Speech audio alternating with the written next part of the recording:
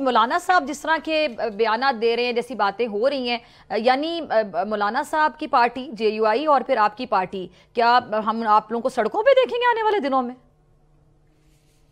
اللہ الرحمن الرحیم، وہ تو جو فیوچر میں ہوگا وہ تو اس وقت ہوگا. فی الحال یہ ہے تو وہ فیوچر کتنا دور ہے؟ سر پہ کھڑی ہے نا ساری سچویشن.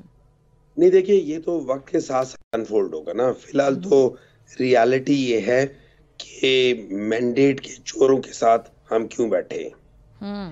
اور میں نہیں کہہ رہا، میں آپ کو بتا دیتا ہوں، یہ انہی کی پارٹی والے لوگ بھی خود کہہ رہے ہیں. آپ نے جاوید لطیف صاحب کا بھی سنا ہوا ہے، آپ نے نثار چیمہ صاحب کو بھی سنا ہے، آپ نے دانیال عزیز کو بھی سنا ہے، آپ نے شاید خاقان عباسی کو بھی سنا ہے. یہ سارے کہہ رہے ہیں کہ یہ ان کا مینڈیٹ نہیں تھا. آپ نے ایم کیو ایم والوں کو سنا ہوا ہے کہ وہ کہتے ہیں کہ ان کا 100%، مطلب پیپلز پارٹی والے کہہ رہے ہیں ان کو کہ آپ کا 100% مینڈیٹ چوری کا ہے، اور وہ صحیح کہہ رہے ہیں. اور ان لوگوں نے یہ بھی کہا ہے کہ پیپلز پارٹی والوں کا 60% مینڈیٹ چوری کا ہے، اور پی ایم ایل این والوں کا 70% سے 80% چوری کا ہے. ایکچوئل ریالٹی کیا ہے؟ ایم کیو ایم کی 2 سیٹیں ہیں، پاکستان پیپلز پارٹی کی صرف 25 سیٹیں ہیں، اور پی ایم ایل این کی صرف 17 سیٹیں ہیں.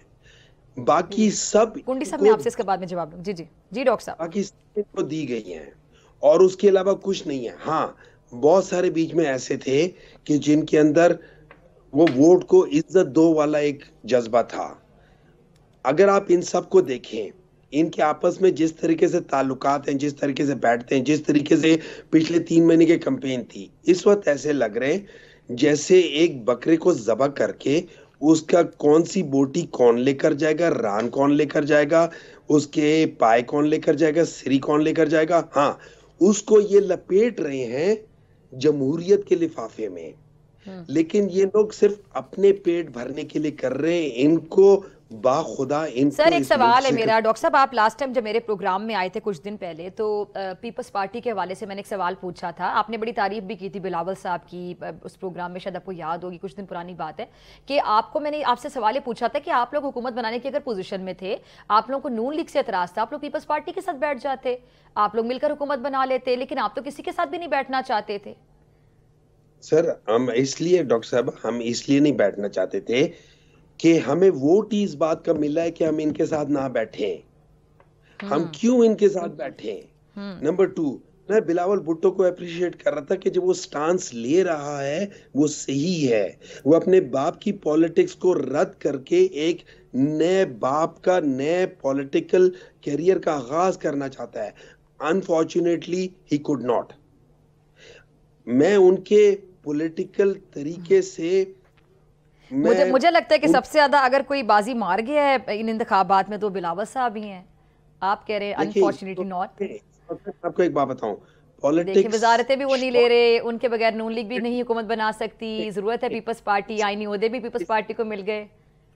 دیکھیں جی اگر آپ نے الیکشن کیمپین بھی انہوں نے بہترین کی. جی ڈاکٹر صاحب، اگر آپ نے بڑا لیڈر بننا ہے، اور اگر آپ ینگ ہو اور آپ نے لمبی گیم کھیلنی ہے، تو آپ کو بعض جگہوں پہ بیک فٹ پہ جانا پڑتا ہے تاکہ زیادہ پاور کے ساتھ آئیں.